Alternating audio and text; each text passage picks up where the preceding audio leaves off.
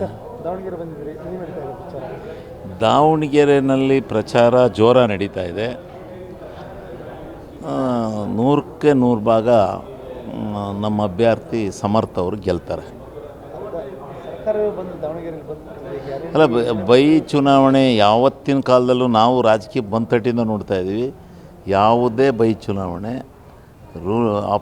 Party ಇದ್ದಾಗ, ರೂಲಿಂಗಲ್ಲಿದ್ದಾಗ ಕಾರ್ಯಕರ್ತರು ಮುಖಂಡರುಗಳು ಎಲ್ಲ ಏನಾಗುತ್ತೋ ಅನ್ನೋ ಇದರಲ್ಲಿ ಘಾತಕದಲ್ಲಿ ಬರ್ತಾರೆ, ಧಾವಿಸಿ ಬರ್ತಾರೆ. ಯಾರೇನು ದುಡ್ಡು ಕೊಟ್ಟು ಕರ್ಕೊಬರಲ್ಲ, ಅವರಾಗಿ ಬರ್ತಾರೆ. ಬಂದು ಎರಡೂ ಕಡೆ, ಬಾಗಲಕೋಟೆ ಇಲ್ಲಿ ಎರಡೂ ಕಡೆನೂ ಇಡೀ ಕರ್ನಾಟಕ ರಾಜ್ಯದಲ್ಲಿರುವಂಥ ಕಾಂಗ್ರೆಸ್ಸಿನ ಎಲ್ಲ ಕಾರ್ಯಕರ್ತರು ಮುಖಂಡರುಗಳು ಬಂದಿದ್ದಾರೆ, ಚುನಾವಣೆ ಪ್ರಚಾರಕ್ಕೆ ಭಾಗವಹಿಸಿದ್ದಾರೆ. ಇಲ್ಲ, ಯಾವುದೂ ಇಲ್ಲ. ಅಲ್ಪಸಂಖ್ಯಾತರ ಮತಗಳು ಒಂದು 95% ಕಾಂಗ್ರೆಸ್ ಪರವಾಗಿದೆ. ನಾವು ನೋಡಿದ್ವಲ್ಲ ನಿನ್ನೆ ಮೊನ್ನೆ ಎಲ್ಲ, ಏನು ಜನವೇ ದಂಗೆದ್ದು ಬರ್ತಾಯಿದೆ, ಏನು ಮಾಡೋಕ್ಕಾಗಲ್ಲ. ಅಲ್ಪಸಂಖ್ಯಾತರ ಮತಗಳು ಅಂತಲೇ ಅಲ್ಲ, ಇಲ್ಲಿ ಹೆಚ್ಚು ಕಮ್ಮಿ 30-40 ಸಾವಿರ ಲೀಡ್ಗೆ ಹೋಗ್ತೀವಿ ಸರ್.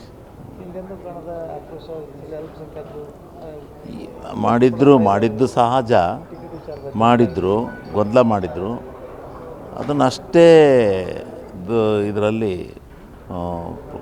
ಸರಳವಾಗಿ ಅದನ್ನು ಬಗೆಹರಿಸಿ ಎಲ್ಲರೂ ಭಾಗವಹಿಸುವಂಥ ರೀತಿಯಲ್ಲಿ ಮಾಡಿದ್ದಾರೆ. ಒಂದು ವಿಷಯ ತುಂಬ ಚರ್ಚೆ ಆಗ್ತಾ ಇದೆ ಸರ್, ದಾವಣಗೆರೆ ದಕ್ಷಿಣದಲ್ಲಿ MLC ಅಬ್ದುಲ್ ಜಬ್ಬಾರ್ ಅವರು ಇನ್ನೂವರೆಗೂ ಪ್ರಚಾರಕ್ಕೆ ಇಲ್ಲ ಬಂದಿದ್ದಾರೆ. ಅವರು ಅಸಮಾಧಾನ ವ್ಯಕ್ತಪಡಿಸಿದ್ದಾರೆ. ಅಭ್ಯರ್ಥಿಯೂ ಕರೆದಿಲ್ಲ, ಅವ್ರ ತಂದೆಯೂ ಕರೆದಿಲ್ಲ, ಸಂಸದರು ಅವ್ರ ತಾಯಿನೂ ಕರೆದಿಲ್ಲ, ಕರೆಯೋದನ್ನು ಪ್ರಚಾರಕ್ಕೆ ಹೇಗೆ ಬರಲಿ? ಅಲ್ಲ, ಇದು ಪಾರ್ಟಿ ಕೆಲಸ. ನಾವು ಯಾರು ಕರೀಲಿ ಬಿಡಲಿ, ನಾವು ಭಾಗವಹಿಸಬೇಕಾಗಿದ್ದು ನಾವೊಂದು ಅಧಿಕಾರದಲ್ಲಿದ್ದಾಗ, ಪಾರ್ಟಿ ಆದೇಶ ಬಂದಾಗ ನಾವು ಹೋಗೋದು ಕಲಿಬೇಕು.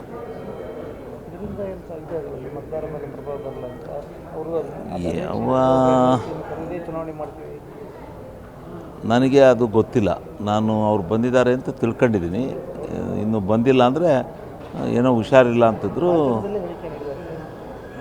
ಕರೆದಿಲ್ಲ ನಾನಾಗಲೇ ಬಂದು ಪ್ರಚಾರ ಮಾಡೋಕ್ಕೆ ಮುಂದೆ ಚುನಾವಣೆ ರಿಸಲ್ಟ್ ಬರುತ್ತಲ್ಲ, ವ್ಯತಿರಿಕ್ತವಾಗಿ ಬಂದರೆ ನಾವು ಕರೆದೇ ಬಂದು ನಮ್ಮ ವಿರುದ್ಧ ಪ್ರಚಾರ ಮಾಡಿದರು ಅಂತ ಈಗ ಓದಿಸ್ಬೋದು.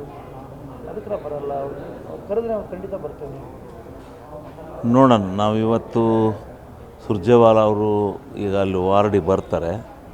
ಆ ಸಂದರ್ಭದಲ್ಲಿ ನಾವು ಅವ್ರ ಜೊತೆ ಡಿಸ್ಕಷನ್ ಮಾಡಿ ಅವರನ್ನು ಮನವೊಲಿಸಿ ಇಲ್ಲಿಗೆ ಕರ್ಕೊಬರೋ ಪ್ರಯತ್ನ ಮಾಡ್ತೀವಿ. ಅನೇಕ ಚುನಾವಣೆಗಳನ್ನು ನೋಡಿದ್ದಾರೆ. ಈ ವಾತಾವರಣ ನೋಡಿದಾಗ ಎಷ್ಟು ಅಂತರದಿಂದ ಗೆಲ್ಬೋದು? ಇಲ್ಲ, 25-30 ಸಾವಿರ ಅಂತರದಲ್ಲಿ ಗೆಲ್ತಾರೆ.